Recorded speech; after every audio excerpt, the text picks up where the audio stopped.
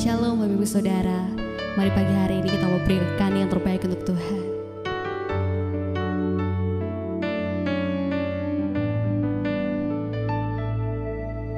Telah ku dapati kasih yang sejati yang mampu mengubahkan hatiku. Kasih yang kau beri jauh melebihi segalanya di dalam hidupku. Ku berikan semua yang berharga, semua yang mulia, semua yang terbaik dari hidupku. Hanyalah bagimu, hanyalah untukmu, hanyalah bagi kemuliaan-Mu.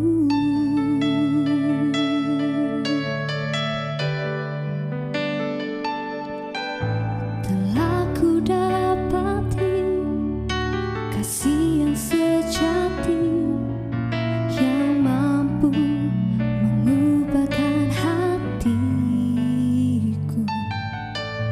Kasih yang kau beri jauh melebihi segalanya di dalam hidupku.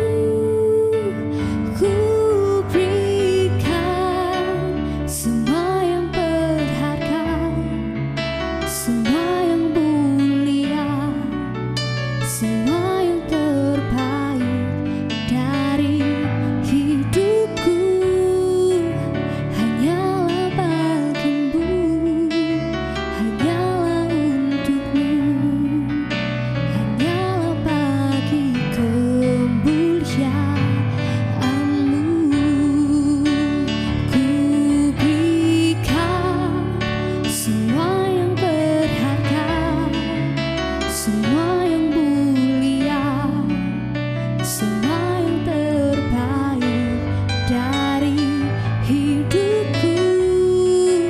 Hanyalah bagimu, hanyalah untukmu, hanyalah bagi kemuliaan-Mu, hanyalah bagi kemuliaan-Mu, hanyalah bagi kemuliaan-Mu. Ku berikan semua yang berharga, ku berikan semua yang mulia, hanya bagi kemuliaan-Mu, hanya bagi kemuliaan-Mu Tuhan. Haleluya. Kami puji sembah-Mu Tuhan, kami muliakan Engkau Yesus. Haleluya. Ku berikan semua yang berharga, semua yang mulia, semua yang terbaik dari hidupku. Hanyalah bagimu, hanyalah untukmu, hanyalah bagi kemuliaan-Mu, hanyalah bagi kemuliaan-Mu, hanyalah bagi kemuliaan-Mu. Haleluya Tuhan. Kami bersyukur untuk pagi yang indah ini, untuk nafas kehidupan, untuk sukacita Allah dalam setiap kehidupan kami. Sebentar Tuhan, kami mau dengarkan kebenaran firman Tuhan. Tuhan berkati setiap kami, Tuhan berkati hati kami, telinga kami. Ajari kami Tuhan untuk dapat menjadi pelaku kebenaran firman Tuhan. Di dalam satu nama Tuhan Yesus. Haleluya. Amin. Shalom, selamat pagi Bapak Ibu yang dikasihi Tuhan. Kita hari ini bertemu di pagi yang indah ini dengan kasih Tuhan yang luar biasa. Mari kita memasuki segala aktivitas kita, segala tugas-tugas kita dengan berdasarkan firman Tuhan. Bapak Ibu, setiap manusia memiliki tugas masing-masing yang semuanya itu menghendaki bagaimana mengharuskan untuk dilaksanakan dengan baik. Nah, tema bulan ini adalah hati hamba, tetapi kita saat ini akan belajar bagaimana kita menjadi seorang hamba, bisa menunaikan tugas dengan sebaik-baiknya. Mari kita belajar dari kebenaran firman Tuhan yang terdapat di dalam 2 Timotius 4 ayat yang kelima. Saya bacakan bagi Bapak Ibu dan saudara-saudara sekalian. Tetapi kuasailah dirimu dalam segala hal, sabarlah menderita, lakukanlah pekerjaan pemberitaan Injil, dan tunaikanlah tugas pelayananmu. Sedangkan kamu, waspadalah dalam segala hal, bertahanlah dalam kesukaran, kerjakanlah tugas pemberitaan Injil dan selesaikanlah pelayananmu. Bapak Ibu dan saudara-saudara yang dikasihi Tuhan, kita ini terpanggil menjadi pelayan-pelayan Tuhan yang harus memiliki hati hamba. Apa yang menjadi tugas panggilan kita di dalam 2 Timotius 4 ayat yang kelima ini adalah tugas pelayanan untuk memberitakan Injil.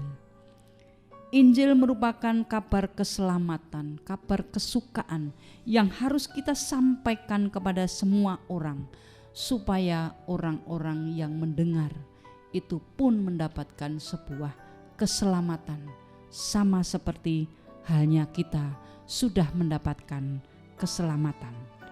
Kemudian, bagaimana supaya kita ini bisa menunaikan tugas pelayanan kita dengan sebaik-baiknya? Kita akan belajar dari satu ayat ini. Yang pertama adalah di situ ada kata kuasailah dirimu. Kuasailah dirimu. Paulus berpesan kepada Timotius agar menguasai dirinya, sabar dalam penderitaan. Mengapa? Karena ternyata menguasai diri itu tidak mudah. Menguasai diri itu hal yang sulit. Musuh yang paling besar di dalam hidup kita adalah diri kita sendiri. Sering ketakutan, keraguan-raguan, kemustahilan, itu semua terjadi, muncul di dalam diri kita. Maka penguasaan diri ini adalah sangat penting bagaimana kita melakukan sebuah tugas panggilan. Penguasaan diri itu merupakan sebuah kemampuan untuk mengendalikan pikiran, kebiasaan yang buruk yang tidak sesuai dengan kehendak Allah. Sehingga penguasaan diri itu juga merupakan salah satu di antara buah-buah roh.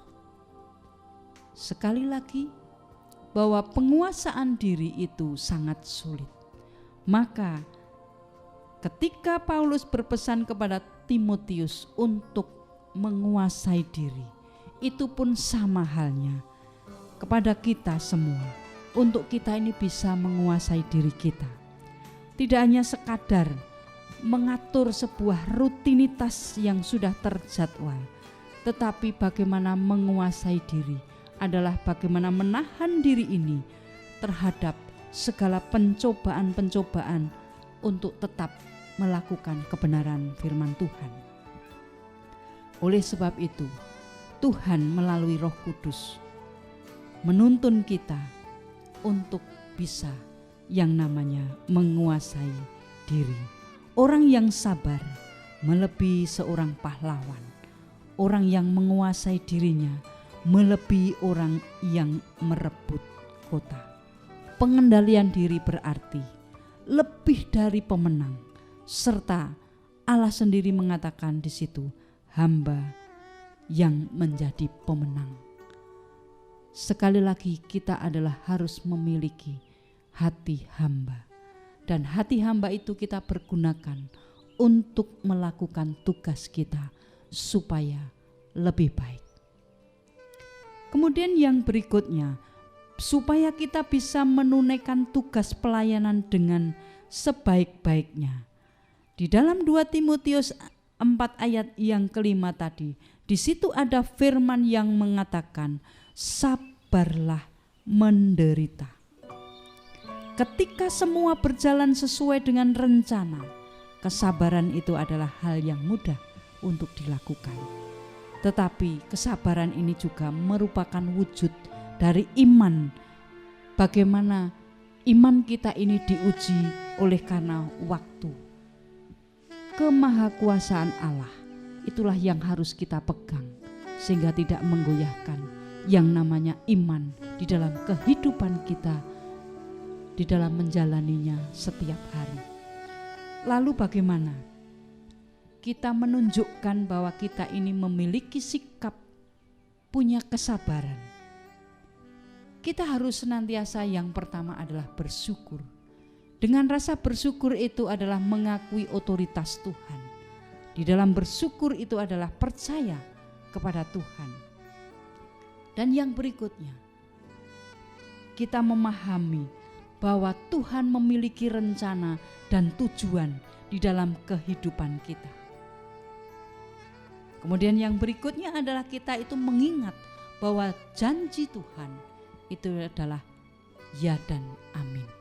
Itulah yang harus kita miliki, bagaimana sikap hidup kita untuk menjadi pelayan-pelayan atau menjadi orang-orang yang bisa melakukan pekerjaan kita dengan baik. Hal yang ketiga di dalam ayat yang sudah kita baca, di sana ada dikatakan waspadalah. Bahkan di dalam 1 Petrus 5 ayat yang ke-8 dikatakan sadarlah dan berjaga-jagalah, lawanmu si iblis berjalan keliling sama seperti singa yang mengaum-ngaum mencari orang-orang yang dapat ditelannya. Bapak, Ibu dan saudara-saudara yang dikasihi Tuhan, kata waspada ini banyak sekali terdapat di dalam Alkitab, dan disitulah bagaimana kita ini dibawa untuk tetap harus waspada. Waspada itu adalah berjaga-jaga untuk tidak terjadi hal-hal yang tidak baik di dalam kehidupan kita. Maka caranya bagaimana? Yaitu kita harus melangkah, berjalan bersama Tuhan Yesus dan menjadikan firman itu sebagai petunjuk arah di dalam setiap mengambil keputusan atau di dalam sebuah pengambilan bagaimana kita itu melakukan pekerjaan agar pekerjaan kita berhasil dengan baik. Jadi waspada itu harus disertai bahwa penyertaan Tuhan itu mutlak harus ada di dalam hidup kita. Kemudian kata yang keempat di dalam firman Tuhan yang sudah kita baca, bagaimana supaya kita bisa menunaikan tugas pelayanan kita sebaik-baiknya, yaitu bertahan dalam kesukaran. Di situ dikatakan kita harus bertahan di dalam kesukaran. Di dalam 2 Timotius 3 ayat yang pertama, ketahuilah bahwa pada hari-hari terakhir akan datang masa yang sukar. Di sini pun Rasul Paulus juga mengatakan kepada Timotius bahwa hari-hari terakhir menjelang kedatangan Tuhan yang kedua kali akan ada datang masa yang sukar. Hal ini kita harus melihat bagaimana kita ini dibawa untuk hidup bertahan di dalam kesukaran. hendaklah kamu kuat di dalam Tuhan, di dalam kekuatan kuasa-Nya. Kita akan bertahan di dalam sebuah kesukaran kalau kita ini kuat di dalam Tuhan. Artinya kita ada di dalam lingkup kasih Tuhan. Firman Tuhan ada di dalam hidup kita, dan melalui itu kuasa Tuhan dinyatakan. Kuasa Tuhan membuat kita ini bisa bertahan untuk mencapai hal-hal yang kita lakukan di dalam melakukan tugas-tugas pelayanan. Bapak, Ibu, dan saudara-saudara yang dikasihi Tuhan, apa tugas kita? Sudah kita ketahui bahwa kita harus yang namanya memberitakan Injil. Oleh karena itu, tugas itu merupakan tugas panggilan setiap kita orang-orang percaya. Tetapi di dalam keberhasilan untuk memberitakan Injil, kita juga harus dituntut selesai, sampai dengan selesai. Sebuah pekerjaan itu akan diakui, akan dianggap bernilai kalau tugas itu selesai. Lalu bagaimana dengan kehidupan kita? Artinya, selama kita masih diberi kesempatan oleh Tuhan untuk melakukan tugas pelayanan kita ini, mari kita lakukan secara terus-menerus, sehingga tidak ada kata yang selesai untuk saat ini. Artinya selesai itu adalah bagaimana Tuhan memakai hidup kita di dunia ini untuk mengabarkan Injil yang kita terima sebagai kabar keselamatan bagi hidup kita.